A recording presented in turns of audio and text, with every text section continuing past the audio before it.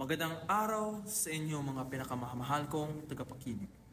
Ibabahagi ko po sa inyo ang isang kwentong katatakutan at puno ng aral. Oh, ano pre? Handa ka na ba? Oo pre, handa na. Tara, let's go! At ang dalawa ay masayang nagpapatakbo ng kanilang mga motor sa kahabaan ng Transcendental Highway. Ngunit pagdating nila sa unahan, bahagi may hindi inaasahang pangyayari. Oy pre, anong nangyari dyan? Pre, pumutok ang gulong ko sa likuran. Okay, huminto ka muna. Tignan ko saglit. Oo, sige pre. Nang matignan ni John ang gulong, hindi nag-aatubiling sabihan ng kaibigan na dalhin ito sa pinakamalapit na vulcanizing shop. Oh, pre, malala ito.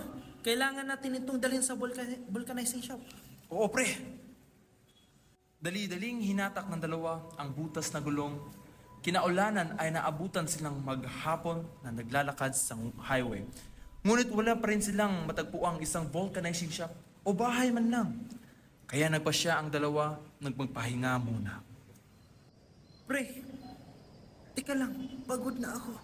Pahinga muna tayo saglit. Kanina pa tayong kahanap ng vulcanizing shop. Oo pre.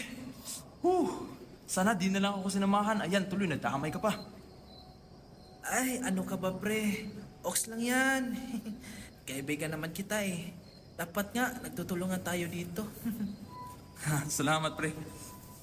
Mahimbing na nagkukwentuhan ng dalawa, sa hindi inaasahang may biglang narinig na boses si Randy. Shh, pre, narinig mo yun? Ang ano pre? Yun, yun, may tao. Ha? Ano? Nang marinig ni Randy ang boses, mabilis silang tumayo at tinignan ang paligid. At nakita niya ang isang matandang lalaki na naglalakad papasok sa gubat. At dali-dali sinundan agad ito ng dalawa. Asan pre? Yung matanda. Dito lang yun eh. Dito ko nakita kanina lang. Baka nagmamalikmata ka lang pre. Hindi pre, hindi pwede ako nakamalikmata dito. Nakita ko lang yung matanda eh, naglalakad. Sure ka ba pre? Oo! Tara, pasukin kaya natin sa loob ng gubat. Baka nandun nakatira ang matanda. Sis pre, di ako naniniwala may nakatira dyan sa loob. Halika na, bumilim na. Wala na tayong mahingi ang ibang tulong. At pumasok ang dalawa sa madilim na gubat. At sa pagpasok nila sa gubat ay may nakita silang kakilambot-lambot sa kanilang mga mata. Pre, tingnan mo. Ang ano? Tingnan mo sa unahan.